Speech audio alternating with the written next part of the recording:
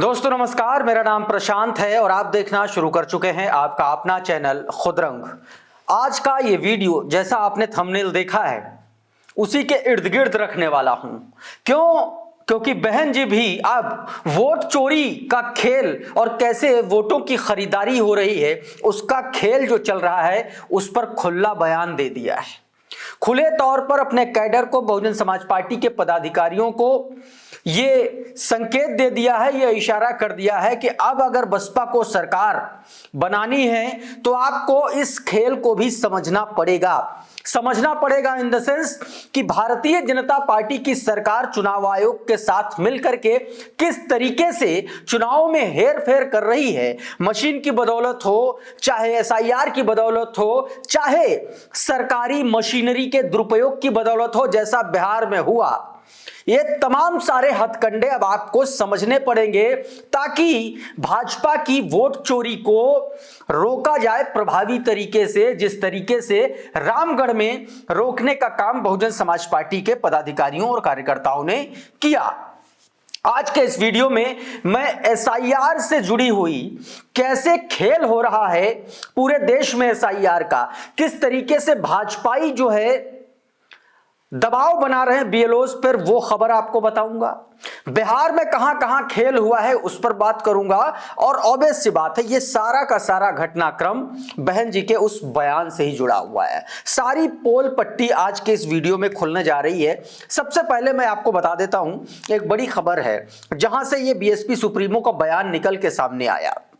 देखिए, बहुजन समाज पार्टी के सुप्रीमो इन दिनों देश की राजधानी दिल्ली में है और दिल्ली में वो लगातार कैडर की बैठकें ले रही हैं। बीते दिनों हरियाणा, पंजाब, चंडीगढ़ इन राज्यों की बैठक उन्होंने की और लगातार बैठकें कर भी रही हैं। वो आज एक बहुत महत्वपूर्ण बहुजन समाज पार्टी की सुप्रीमो मायावती जी ने बैठक ली। यह बैठक पश्चिम और दक्षिण के राज्यों की थी। इसमें तमिलनाडु, आंध्र प्रदेश, झारखंड और इसके अलावा आप कह लीजिए तमिलनाडु, तमाम सारे ऐसे इलाके थे, ऐसे राज्य थे, कर्नाटक, आंध्र प्रदेश, झारखंड, महाराष्ट्र, तेलंगाना, बिहार और झारखंड, इन राज्यों की बैठक ली। इस बैठक में कई महत्वपूर्ण दिशा निर्देश दिए गए। बिहार के जो नवनिर्वाचित बसपा के विधायक है उनसे भी मुलाकात हुई। बिहार के प्रभारी वर्तमान बसपा के राज्यसभा सांसद रामजी गौतम भी उनके साथ मौजूद थे और वो तस्वीरें आप अपनी स्क्रीन पर देख सकते हैं। ये बैठक की तस्वीरें हैं जब ये बैठक ली गई। लेकिन सबसे महत्वपूर्ण ये तस्वीरें नहीं है, सबसे महत्वपूर्ण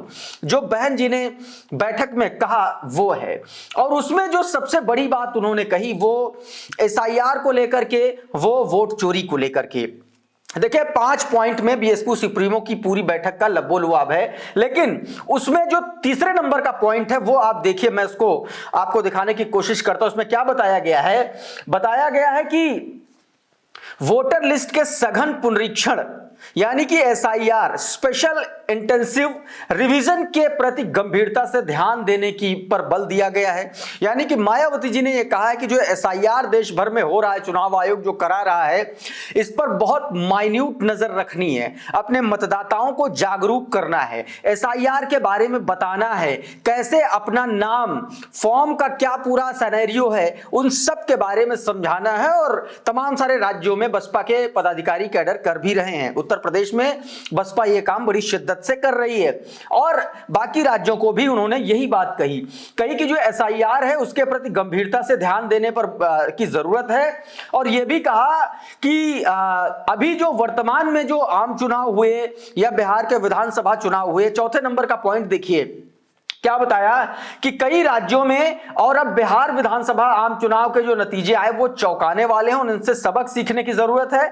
जहां यह बहुत इंपॉर्टेंट है, जहां सत्ताधारी पार्टियां पहले ही धन बल आदि से चुनाव प्रभावित करती थीं, किंतु अब सरकारें सरकारी धन, गौर कीजिएगा, अभी सरकारी धन की मैं बात करने वाला हूं इस वीडियो में, 41,000 करोड़ रुपया, कितना? 41,000 करोड़ सरकारी रुपया वोट खरीदने के लिए नरेंद्र मोदी की और नरेंद्र मोदी की सरकार और राज्य की नीतीश कुमार की सरकार ने खर्च किया है। उसके बारे में भी बताऊंगा। इंडिया टुडे की पूरी एक रिपोर्ट है, उस पर भी आएंगे।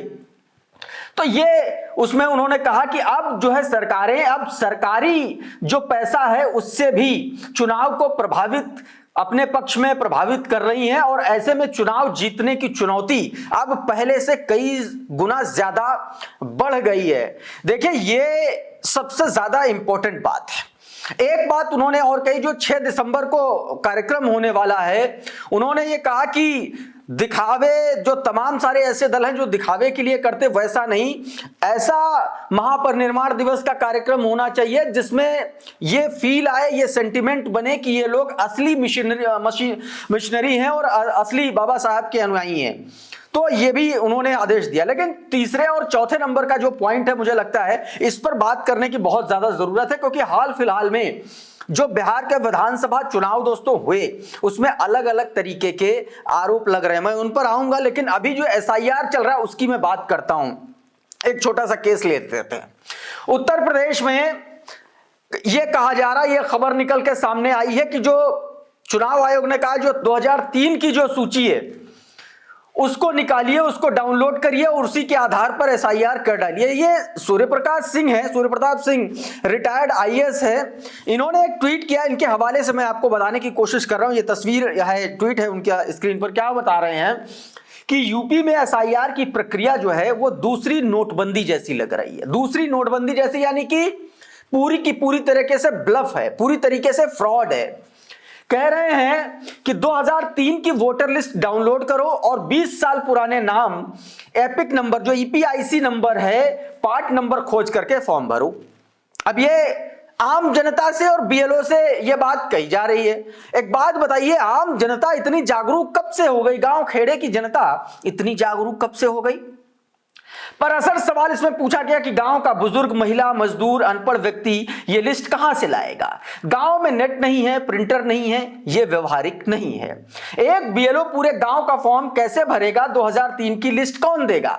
जैसे नोटबंदी में कैश जमा कराने वाले दलाल बन गए थे, यहां फॉर्म भरवाने वाले एजेंट पैदा होने तय हैं। 4 नवंबर से 4 दिसंबर तक इतनी जल्दबाजी क्यों? क्योंकि 1 महीने तक ही ये खुला रहेगा, ये स्पेशल विंडो ऑनलाइन खुली रहेगी। यानी कि यहां पर भी जो चुनाव आयोग है, जो भारतीय जनता पार्टी के एजेंट की तरह चुनाव आयोग जो ECI प्रमुख हैं, एक तरीके से काम कर रहे हैं। यहां भी एक फ्रॉड की बड़ी सी विंडो खोल दी है, ताकि आगे जब इन पर सवाल हो तो ये अपने मुंह से ये बात कैसे करे, भाई हमने तो खोल दिया था 1 महीने के लिए, तुम नहीं कर पाए तो हम क्या करें। लेकिन सबसे बड़ी बात यह है कि वोटर को कैसे जागरूक करेगा, कौन जागरूक करेगा? चुनाव आयोग खुद ही एक तरीके से दलाल पैदा कर रही है, चुनाव के दलाल। ये अब दूसरी एक और खबर, किस तरीके से प्रभावित किया जा रहा है और BLOs पर इतना दबाव है कि वो सुसाइड करने को मजबूर हैं। जरा ये दैनिक भास्कर की खबर है, देखिए।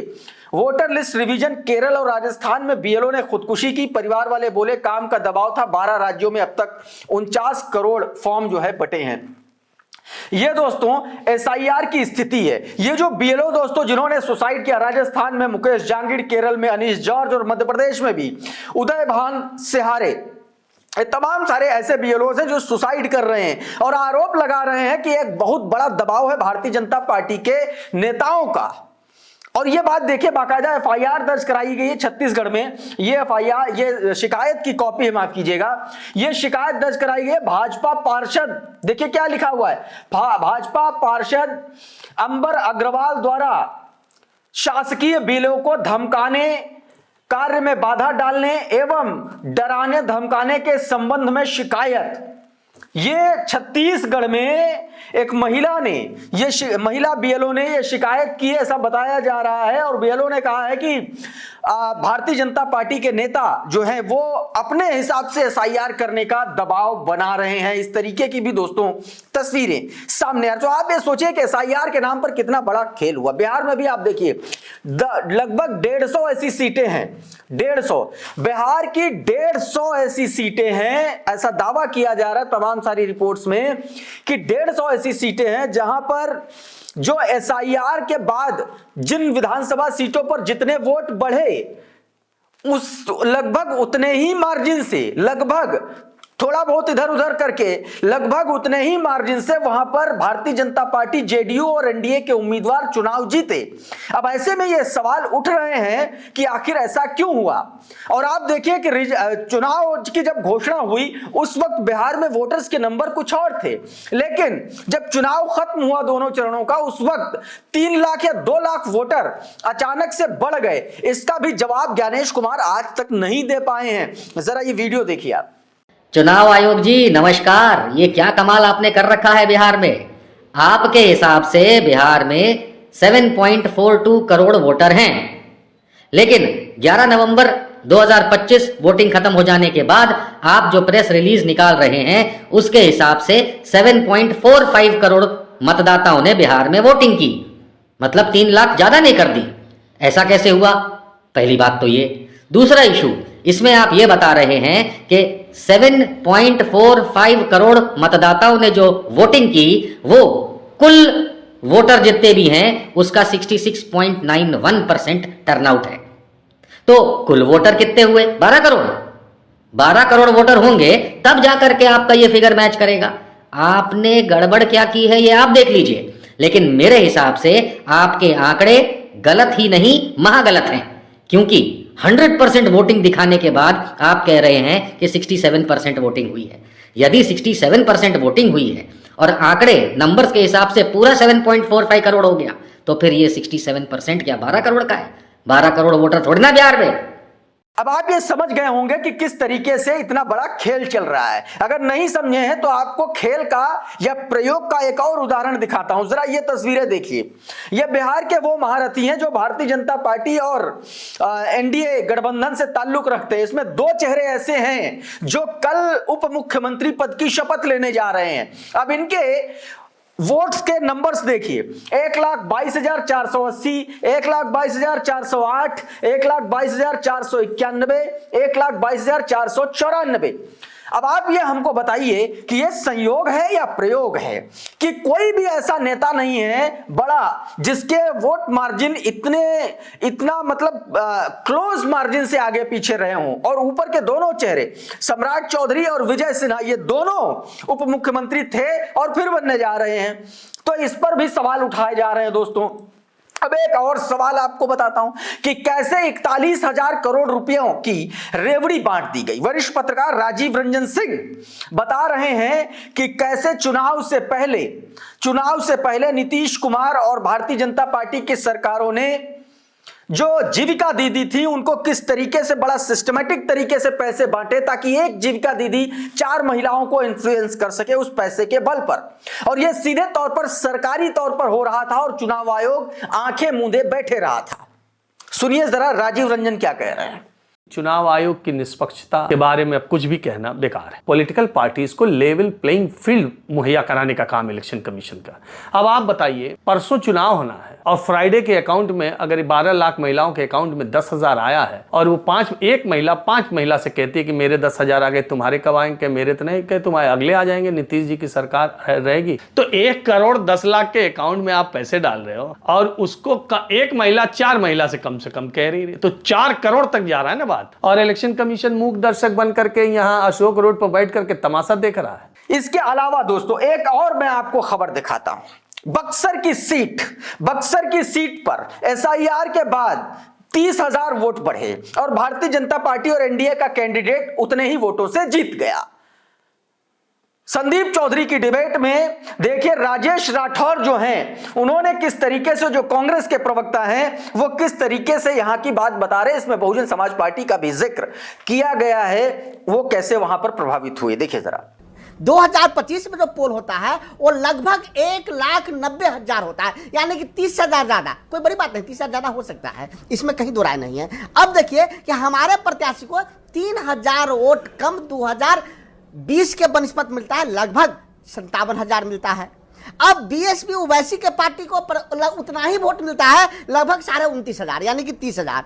और जेएसपी जन स्वराज पार्टी को जो पहले बार निर्दलियों को मिला था, इनको लगभग 7,500 मिलता है। ये भी ठीक बात है। भारतीय जनता पार्टी को पिछली बार से 30,000 अधिक वोट मिलता है, जो 30,000 अधिक वोट बढ़ता है।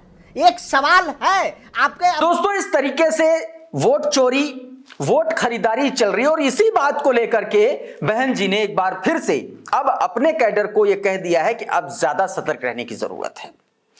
दोस्तों अभी के इस वीडियो में बहरहाल इतना ही। बहुत बहुत शुक्रिया, बहुत बहुत धन्यवाद। आप जुड़े रहिए आपके अपने चैनल खुदरंग के साथ। नमस्कार।